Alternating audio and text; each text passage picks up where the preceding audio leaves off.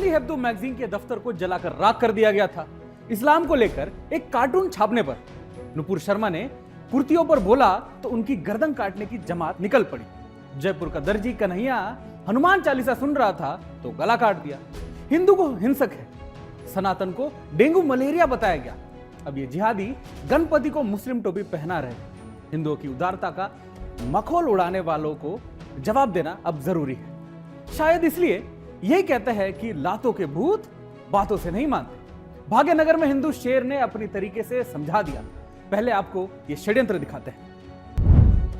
गणेश पंडाल में विराजमान गणपति को जरा गौर से देखिए। आंखों में सूरमा, सिर पर इस्लामिक टोपी, पूरे वेशभूषा ही बदल डाली गई है। सोचकर देखिए, खुद को सेकुलर बताकर इस तरह की हिमाकत किसी दूसरे मजहब के देवी देवताओं के साथ करने की सोच भी सकते हैं आप? क्या सेकुलर होने का पूरा जिम्मा हिंदुओं पर ही है? आपको भले यह घटना सामान्य लगे, लेकिन जाने अनजाने हिंदू एक बड़े जिहादी षड्यंत्र का शिकार हो रहा है। अगर यही काम इस्लाम के खिलाफ होता तो सर तन से जुदा के नारे लग गए, सड़कों पर तमाशा चल रहा होता, मजहबी नारे लगाए जा रहे होते। दुर्भाग्य यह है कि हिंदू खुशी खुशी ये सब होते देख रहा है। इसका जवाब दिया जाए तो कह देंगे कि हिंदू हिंसक है, लेकिन अब नहीं। हिंदू के धैर्य की सीमा टूट चुकी है। तेलंगाना के फायरमैन नेता टी राजा जी ने इस पर हल्ला बोल दिया है। एक फोन कॉल पर मामला टाइट कर दिया। चलिए आपको वो पूरी रिकॉर्डिंग सुनाते हैं। बोलना पड़ता है जब बात सही और गलत की हो। हर बार सेक्युलर चादर से किसी भी कृत्य को ढक देने से बात नहीं बनेगी। षड्यंत्र को समझाना होगा। टी राजा के हस्तक्षेप के बाद गणपति बप्पा की वही प्रतिमा कितनी बदल गई। सिर से टोपी हट गई, पगड़ी आ गई। आपके देवी देवताओं की पहचान के खिलाफ इस षड्यंत्र को पहचानिए। और जब भी जहां भी इस तरह का षड्यंत्र देखे तो बोलिए, विरोध कीजिए, क्योंकि लातों के भूत बातों से नहीं मानते।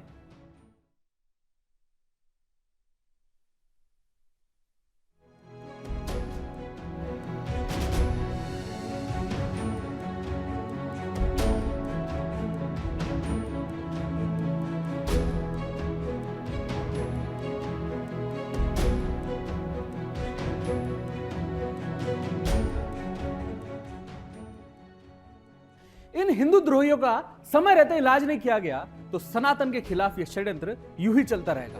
हिंदू बटेगा, कटेगा, पिटेगा।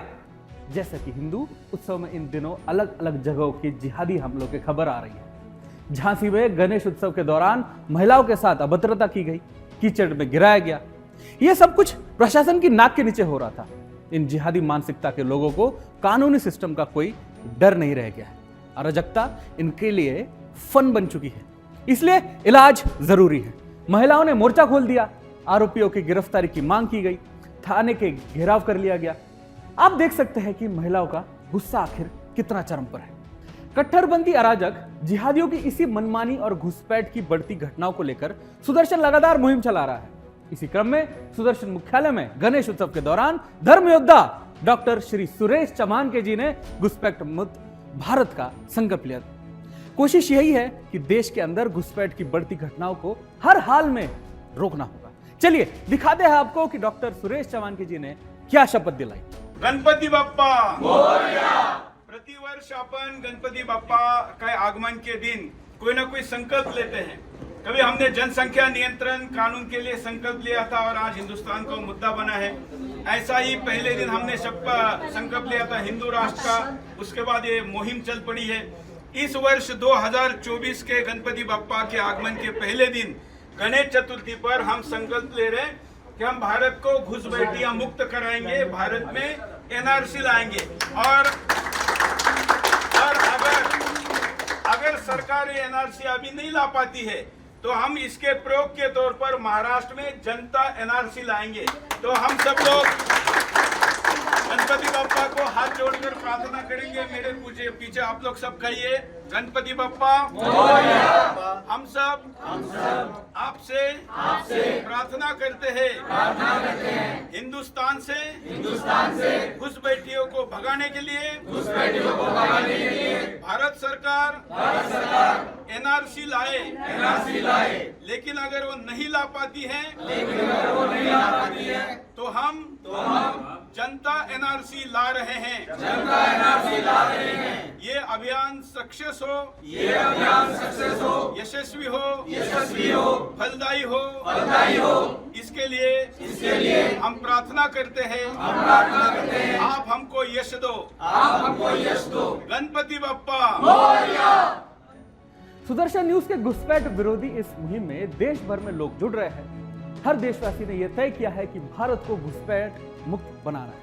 महाराष्ट्र के छत्रपति संभाजीनगर में भी गणपति बप्पा के भक्तों ने उत्सव के दौरान घुसपैठ मुक्त भारत का संकल्प लिया। आप भी देखिए। भारत घुसपैठी मुक्त भारत बनाएंगे। भारत सरकार जल्द से जल्द एनआरसी लागू करे। अगर भारत सरकार एनआरसी लागू नहीं करती है तो हम इसके प्रयोग में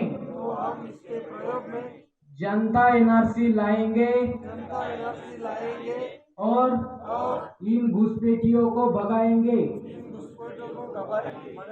और भारत देश में एनआरसी लागू करेंगे। यही प्रार्थना हम गणपति बाप्पा के चरण में